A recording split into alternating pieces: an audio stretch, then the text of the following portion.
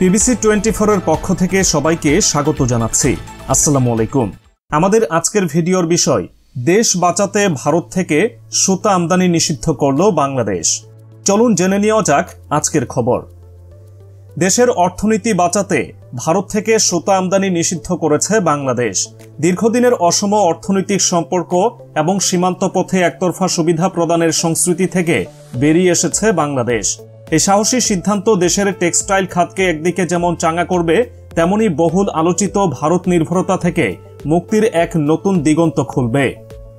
একসময় এই দেশ ছিল নতজানুর প্রতিচ্ছবি, কূটনীতিতে নির্ভরশীলতার বেড়াজালে আবদ্ধ। সীমান্তে গরু পারাপার, বিদ্যুৎ চুক্তি, এমনকি নদীর পানির ভাগ সবকিছুর রিমোট ছিল অন্য কারো হাতে। কিন্তু আজ দৃশ্যপট বদলেছে। এবার বাংলাদেশ জানিয়ে দিল, আমরা আর চোখ নামিয়ে কথা বলি না। ভারত হঠাৎ করে ট্রান্সশিপমেন্ট সুবিধা বাতিল করল। ঠিক এক সপ্তাহের ব্যবধানে বাংলাদেশ যেন তার প্রতিক্রিয়ায় বাজিয়ে দিল সাহসের দামামা। স্থলপথে ভারত থেকে সুতা আমদানি বন্ধ। না, এটা শুধু বাণিজ্যিক সিদ্ধান্ত নয়, এটি অর্থনৈতিক স্বাধীনতার ঘোষণা। কাস্টমসের হাতে পর্যাপ্ত যন্ত্রপাতি নেই, লোকবল নেই। সেই সুযোগে ভারতীয় রপ্তানিকারকেরা ঠান্ডা মাথায় বাজার দখলের ছক কষছিলেন। বেনাপোল, ভুমরা, সোনা মসজিদ এইসব বন্দরে তারা সুতা জমা করে রাখত আগে ভাগেই। আদেশ পেলেই 2-1 দিনের মধ্যে পাঠিয়ে দিত। এতই সুসংগঠিত ছিল তাদের সিন্ডিকেট। অথচ দেশি স্পিনিং মিলগুলো প্রতিনিয়ত গ্যাস সংকটে, উৎপাদন খরচ বেড়ে হিমশিম খাচ্ছে। অথচ দামি সুতা এনে দাম কমিয়ে দিচ্ছিল ভারত, ফলে দেশি মিলগুলো দাঁড়াতেই পারছিল না। এই নিষেধাজ্ঞা দিয়ে বাংলাদেশ শুধু দেশি শিল্পকে বাঁচালো না, বরং ভারতীয় আধিপত্যবাদকে সরাসরি চ্যালেঞ্জ ছুড়ে দিল। কারণ এতদিন বাংলাদেশের অর্থনীতি শিরায় শিরায় যে ভারতীয় প্রভাব প্রবাহিত হতো, সেই প্রবাহের একটিতে কাঁচি চালালো সরকার।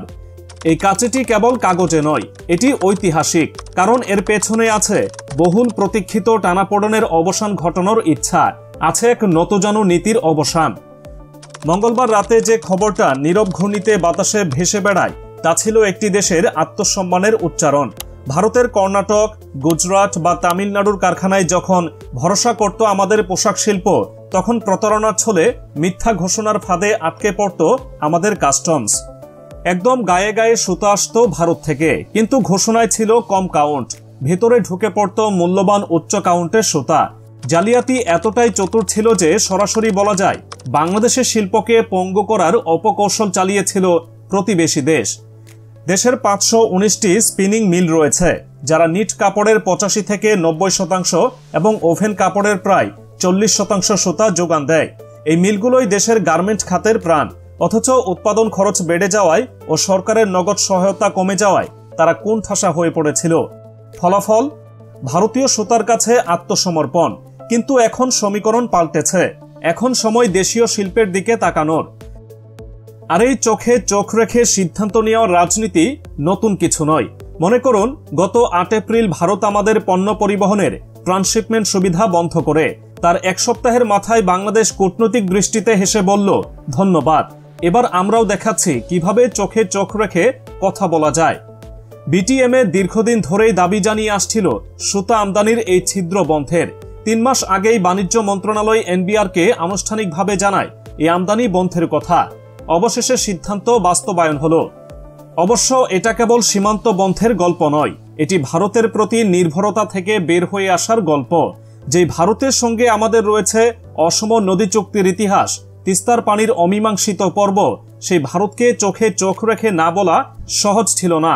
আর এই সিদ্ধান্তের মধ্য দিয়ে প্রমাণ হলো বাংলাদেশ এখন নিজের শিল্পের সুরক্ষায়, নিজের স্বার্থে, নিজের ঘর সামলাতে প্রস্তুত। সুতা এখন সমুদ্র পথে আসবে। এতে সময় একটু বেশি লাগলেও শুল্ক ঠিকমতো আদায় হবে, প্রতারণা ঠেকানো যাবে, আর দেশীয় মিলগুলো প্রতিযোগিতায় ফিরবে। জাহাজে আনলে ভাড়া 10% কম পড়ে। অতএব অর্থনৈতিকভাবে এই নিষেধাজ্ঞাও যুক্তিসম্মত। 2024 সালে সুতা আমদানি বেড়েছিল 31%, অথচ নিজস্ব মিলগুলো অর্ধেক সক্ষমতায় চলছিল। কারণ গ্যাস বিদ্যুৎ সংকট আর ভারতীয় সুতার বাজার দখল। এখন দেশীয় মিলগুলো আবার মাথা তুলে দাঁড়াবে, দেশীয় উৎপাদকরা বাজারে ফিরে আসবে। বাংলাদেশ আজ দেখিয়ে দিয়েছে তাদের কণ্ঠ আর নীরব নয়। চোখে চোখ রেখে কথা বলার সাহস এখন এই জাতির আছে। ভারতের সঙ্গে সম্পর্ক সমতার ভিত্তিতে, এটা এখন নতুন বাস্তবতা।